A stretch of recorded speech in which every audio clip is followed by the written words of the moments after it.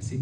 Ara us voldria llançar a totes quatre una pregunta com més transversal, que és que ho heu anat apuntant. Com heu trencat aquestes barreres per l'entrada? És a dir, en Marc comentava que a vegades les associacions, si a part gestionen un equipament, des d'un jove o des d'un ciutadà adult del carrer es pot veure com molt allunyat, o si hi ha espais de trobada més social al voltant, inclús com espais més tancats, no? A percepció d'ulls nus de qui passa per davant. Llavors, si heu reflexionat sobre això, o més explícitament o més implícitament, o potser en pràctiques més informals de comunicar-se amb la gent que ve o no, si ens podríeu compartir algun exemple concret, o potser no, però per reflexionar això, que si més no a la pràctica esteu aconseguint trencar aquestes barreres. Llavors eren si les poguéssiu.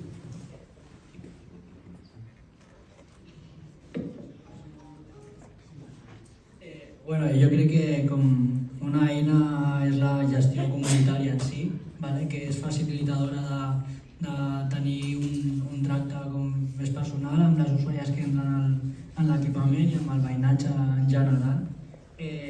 També crec que és important com tenir un ideari en el teu projecte i un ideari que estigui consensuat també per totes les parts que habiten l'equipament, no només per part de l'assemblea, sinó com usuàries també, que puguin sentir-se interpel·lades per poder dissenyar aquest ideari i actuar en base a ell. I després tenir molt de suport del teixit associatiu. Crec que no és casualitat, al final Roquetes, com has comentat, té un context socioeconòmic bastant característic. No és casualitat que llavors això, com a conseqüència, hagi format un teixit associatiu tan fort que en part és guai perquè respatlla tot el que fem i ens ajuda com trencar en aquest cas amb l'adultocentrisme o totes aquestes coses. Sí, seguint una mica el que deia sobre el teixit associatiu i també com per trencar aquestes barreres. Quan tens un teixit associatiu potent i que et respalda el projecte, al final dins d'aquests òrgans de participació o òrgans de decisió sempre hi ha persones d'entrada, sempre acostuma a passar que coneixes algú o que algú t'hi pot incloure d'alguna forma i sobretot, si no, evidentment dins el casal tenim l'assemblea gestora que gestiona l'equipament en si, però al final també existeixen altres assemblees més grans on participa o poden participar totes les usuàries del casal o com a mínim les persones que hi tenen entitats, col·lectius, petites assemblees que es creen, grups de treball que hi ha fora d'aquesta assemblea.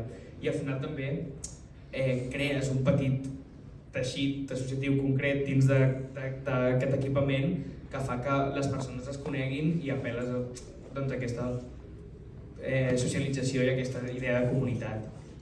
És molt difícil que algú apareixi de la nada i arribi i entri i s'hi trobi còmode. Però tot i així, si això passa i això ha passat algun cop, crec que és responsabilitat de tota l'assemblea acollir aquesta persona al màxim possible i jo què sé, coses tan trivials com que quan acaba l'assemblea te'n vas al bar amb la major part de l'assemblea a comentar la jugada, doncs inclou que vingui. I mica en mica vas creant vincles més enllà de la pròpia feina. Nosaltres tenim un hàndicap i crec que ens hi passa a molts equipaments, i és que estem amagats o estem en llocs del territori on no se'ns veu. Aleshores, el nostre casal està gestionat per la coordinadora d'entitats Verd, que també fa les activitats comunitàries i festives del territori. Aleshores ens van proposar participar-hi com a casal i vam començar a fer-ho i jo crec que aquí vam fer un clic a nivell que el territori ens va començar a conèixer molt. És a dir, ara amb els nostres usuaris no només participem de la festa major, sinó que això dona una visibilitat al territori del casal de barri que tot i que estem amagats ara ens venen a buscar. Que clar, si tu no surts del barri moltes vegades no t'hi troben perquè els equipaments estan on estan i ens trobem on ens trobem. Però crec que dedicar aquest temps a fer aquesta comunitat, a relacionar-nos, a fer xarxa amb les entitats, ha enfortit molt la participació que tenim ara mateix al casal. Jo diria que és com important tenir com moltes portes d'entrada, no només a través de grups de treball, comissions, la gestora, des de l'activitat que l'equipament pugui fer al carrer, com a festa major o participant d'altres activitats o iniciatives de barri. És com important que tothom es pugui vincular d'alguna manera en funció de les possibilitats del moment, perquè això també és molt canviant. O fins i tot veïnes que s'apropen perquè tenen una necessitat, potser a partir d'aquí acaben participant molt més.